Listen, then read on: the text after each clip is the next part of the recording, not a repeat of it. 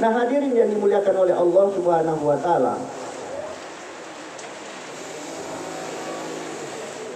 Baru 15 menit ya. Nah hadirin, bulan berkah tadi. Bulan berkah, Imam Ghazali mengatakan berkah itu ziyadatul khair, bertambahnya kebaikan kita. Jadi kalau ibu sempat sholat tahajud semalam, nanti sholat tahajud lagi, itu namanya hidup berkah. Siapa yang gampang kalau bangun sholat malam, itu berkah namanya. Kalau disuruh nyumbang, dia dengan ikhlas menyumbangkan hartanya di jalan Allah, itu berarti berkah. Tapi kalau dia mikirnya 10 kali, nyumbang kagak. Ini anak mau bayaran, besok mau masuk ujian kan, ulangan. Kagak jadi, itu namanya hidup nggak berkah. Nggak berkah. Orang yang melakukan kebaikan itu hidupnya berkah. Tiap azan datang ke musola, datang ke masjid berjamaah, itu hidup berkah namanya. Kalau malas untuk berjamaah itu nggak berkah hidupnya, karena dibikin malas oleh Allah ibadah. Jadi semakin mudah orang ibadah, itu namanya hidup berkah. Bahkan ulama kita bilang sakit itu juga berkah. Kan ibu heran, sakit berkah, sedang ngap-ngapan masih berkah juga. Orang sakit hidupnya berkah. Dengan dia sakit, yang tadinya nggak pernah berpikir kepada Allah, begitu dia sakit merasa bahwa dikit lagi dia akan mati, maka dia selalu berpikir kepada Allah. Sebelumnya nggak pernah berpikir, badannya sehat, kemana aja jalan, nongkrong di mana aja, ada warung kopi, nongkrong di warung kopi. Tetapi begitu dia sakit, dia ambil tasbih dan berpikir, itu hidupnya berkah. Coba kalau nggak sakit, nggak bakalan tuh pikiran. Karena dia sakit dan merasa bahwa ini adalah tanda-tanda kematian, ribet lah. Maka pada saat itu dia beristighfar kepada Allah. Coba kalau habis sholat kagak sempat istighfar, tidak sempat berpikir kepada Allah, begitu dia sakit, dia istighfarnya beribu-ribu kali. Astagfirullahaladzim, astagfirullahaladzim. Terus dia baca sampai itu tasbihnya muter berapa kali. Emang udah nggak ada apa yang bisa dikerjakan orang sakit? Nggak ada kan? Mau jalan nggak bisa, mau ini nggak bisa, makan aja nggak boleh, dibatasi makannya, nggak boleh makan ini. Akhirnya makannya cuma sayur bening doang di rumah sakit. Dijaga di hidung selang, di mana aja ada selang. Maka pada saat itu cuma bisa dilakukan adalah istighfar kepada Allah Subhanahu wa taala. Jangan lupa.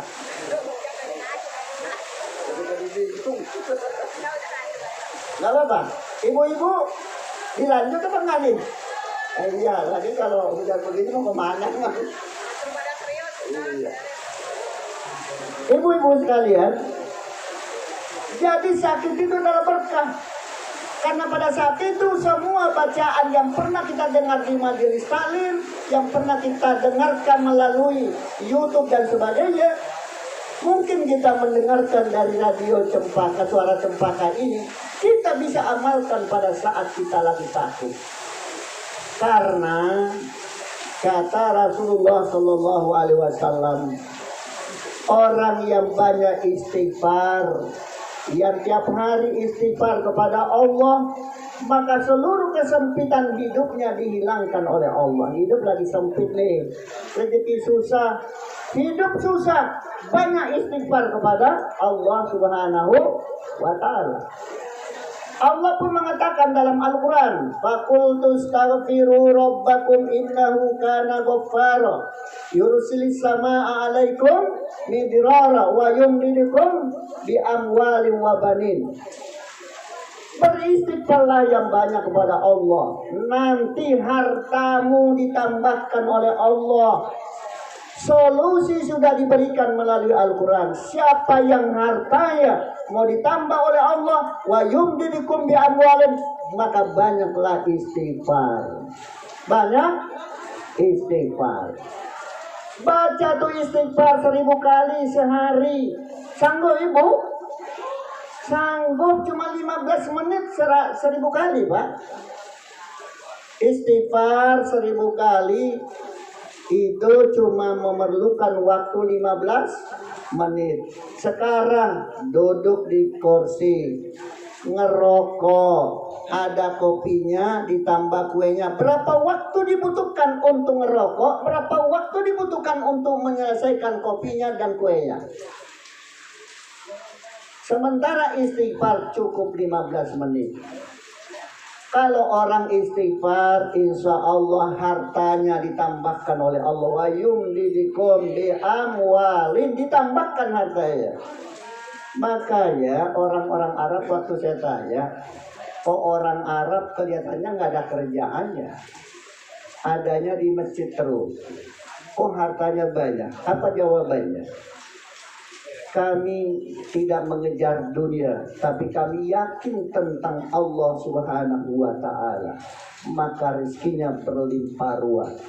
Pengguna HP di seluruh dunia terbesar adalah Arab Saudi, yang kedua adalah Indonesia.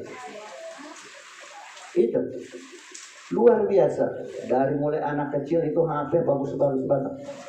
Dia nggak punya bea cukai masuk, nggak bayar, sehingga murah belinya. Nah hadirin, jadi mereka yakin dengan berzikir kepada Allah, nggak mungkin Rasulullah bohong, nggak mungkin Allah yang bohong. Allah itu benar, maka disebut Shadaqallahul Azim, maha benar firman Allah.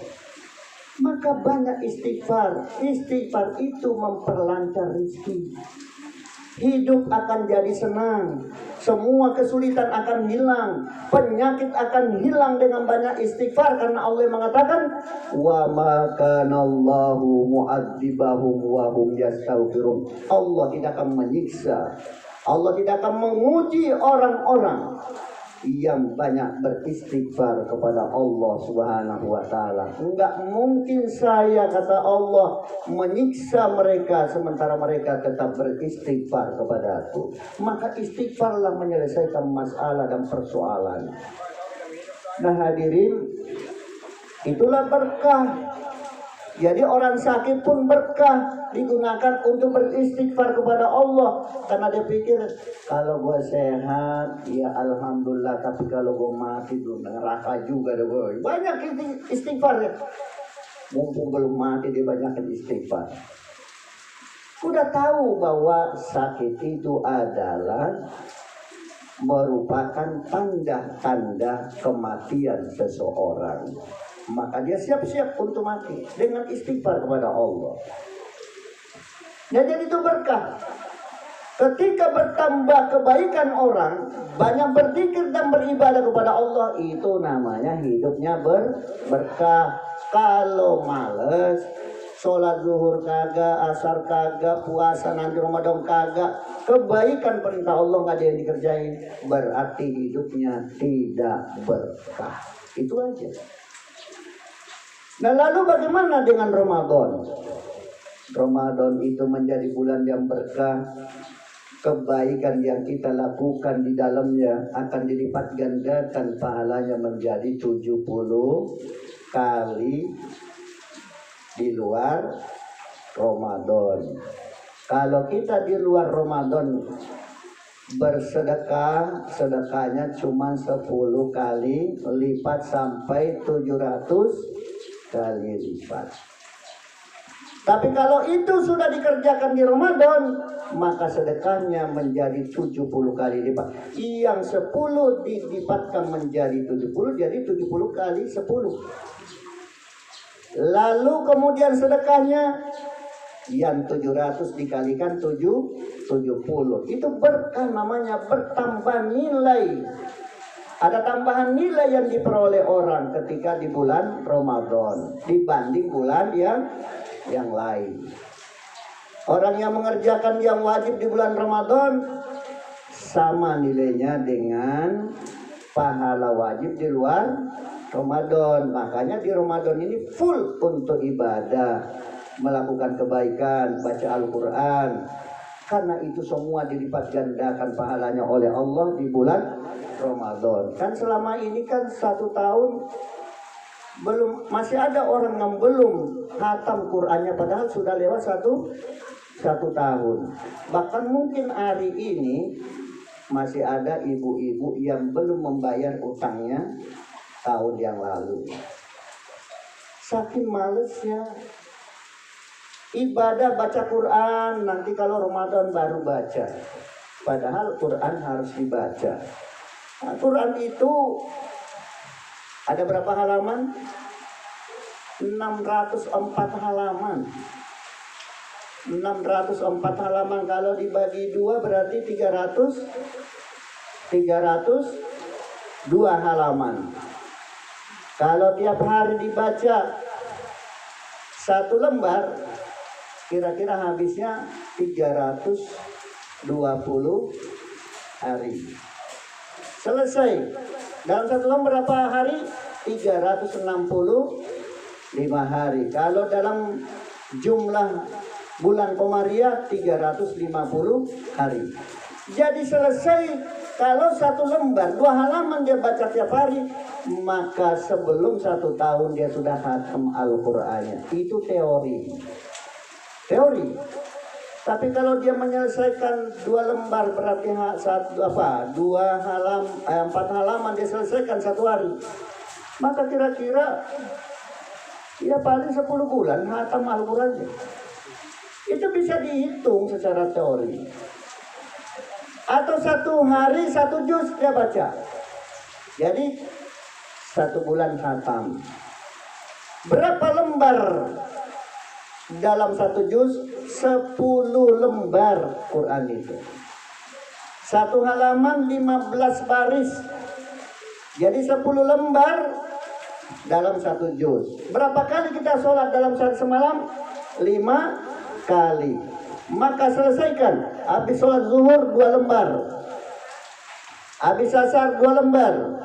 Habis maghrib 2 lembar. Habis isya 2 lembar. Habis subuh 2 lembar. Selesai 1 juz dalam 1 hari. Teori. Itu mah teori. Tapi kalau nggak kepaksain nggak bisa. Allahumma paksain. Nggak dipaksain mah apa juga. Nggak bisa kalau nggak dipaksa-paksain. Apa juga mau yang enak juga kalau nggak dipaksain mah kagak jadi. Nggak bisa, malah kagak enak ya. Harus semua dipaksain, tidak bisa. Apalagi namanya ibadah. Teorinya gampang. Makanya kalau nanti masuk neraka, fala talumuni walumu anfusakum. Jangan sesali aku, kata Allah, tapi sesalilah diri kalian. Quran saya sudah berikan, Nabi sudah datang memberikan petunjuk. Kenapa itu kamu tidak ikuti? Jadi salahnya siapa? Salah orang, salah kita. Jadi Allah itu tergantung bagaimana kita. Banyak orang mengatakan bagaimana Allah. Tidak salah. Masuk surga bagaimana kita. Berubah menjadi lebih baik bagaimana kita. Bukan bagaimana Allah.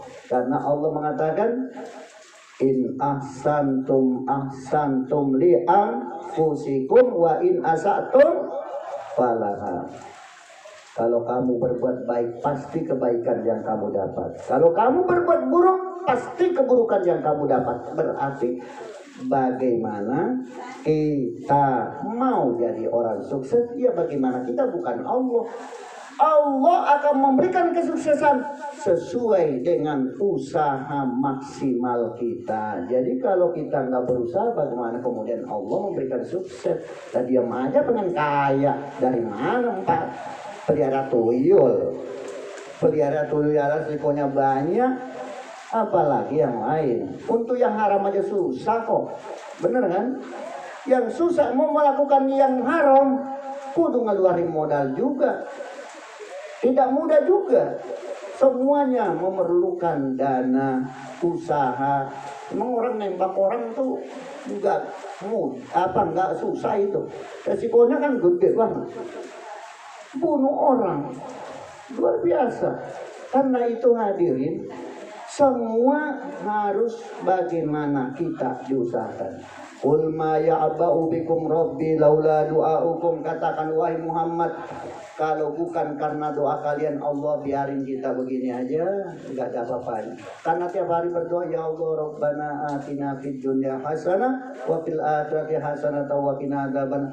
Ya Allah, berikanlah kepada aku di dunia ini semua yang baik. Apa saja yang baik secara umum. Kaya baik, sehat baik, semuanya kita minta. Di dunia ini semua kebaikan, di akhirat juga begitu.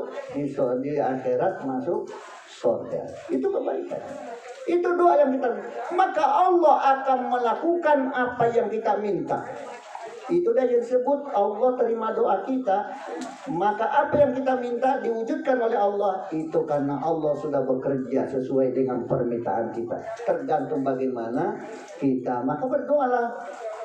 Karena Allah itu bilangnya begitu. Kalau bukan karena doa kalian, Allah biarin aja. Karena tiap hari minta, ya Allah berilah aku rizki, maka Allah berikan rizki tiap hari. Ditunjukin jalan bagaimana caranya dapat rizki. Itu karena apa? Karena doa kita. Maka orang yang tidak pernah berdoa, ya hidupnya begitu-begitu aja udah. Allah tidak kasih sama orang tua aja. Kata kita datang ke rumah orang tua nih, maksud kita mah pengen minjem. Kita nggak punya duit kan, kita datang ke rumah tua mau minjem. Sampai di depan orang tua kita diem aja, nggak ngomong apa-apa, kita malu. Itu orang tua diem juga. Itu anak kali ya, punya duit kali. Biasanya kalau datang mau minjem, ini maksud kebetulan dia nggak minjem, berarti punya duit tuh anak. Ya kita diam aja. Coba kalau kita ngomong, orang tua usahain, kita dipinjemin, kagak dipinjemin juga kadang-kadang dikasih udah. Allah juga begitu, karena kita diam aja, Allah ya diam aja, diam aja. Jadi tergantung bagaimana kita. Contoh terakhir. Dulu Rasulullah di masjid, ada orang sahabat masuk. Dia bilang, Assalamualaikum ya Rasulullah. Maka Rasulullah menjawab, Waalaikumsalam. Masuk lagi, Assalamualaikum warahmatullah. Nabi jawab, Waalaikumsalam warahmatullahi wabarakatuh. Masuk lagi, Assalamualaikum warahmatullahi wabarakatuh. Nabi kemudian jawab lagi, Waalaikumsalam warahmatullahi wabarakatuh. Masuk lagi, yang satu diam aja. Nabi nggak ngomong apa-apa, orang dia nggak kasih salam. Terus kata orang itu, ya Rasulullah, tadi orang-orang dikasih doa, kok saya nggak didoain? Ya lo diem. Bagaimana gue tahu lo butuh? Ya udah, nah karena dia diem, Nabi pun tidak memberikan jawaban apa-apa. Begitu juga Allah Subhanahu wa Ta'ala. Maka orang yang rajin sholat berarti adalah orang yang meminta kepada Allah. Maka Allah akan berbuat sesuai dengan keinginannya. Mudah-mudahan pengajian hari ini, penutupan pengajian kita hari ini mendapatkan curahan rahmat dan berkah dari Allah Subhanahu wa Ta'ala. Ibu-ibu semua dikasih umur panjang, sehat walafiat. Mudah-mudahan nanti diberikan kekuatan lahir batin untuk dapat menjalankan ibadah puasa di bulan Ramadan dan ibadah lainnya. Mudah-mudahan Allah berkahi hidup Bapak Ibu, rumah tangga Ibu dijadikan rumah tangga yang sakinah, mawaddah, warahmah, hidup yang penuh kebahagiaan lahir batin dunia akhirat, insya Allah, amin ya robbal alamin. Terima kasih, mohon maaf atas segala kekurangannya. Subhanakallahumma wa bihamdika asyhadu an la ilaha illa anta astaghfiruka wa atubu ilaik. Wal afu minkum, wassalamu alaikum warahmatullahi wabarakatuh.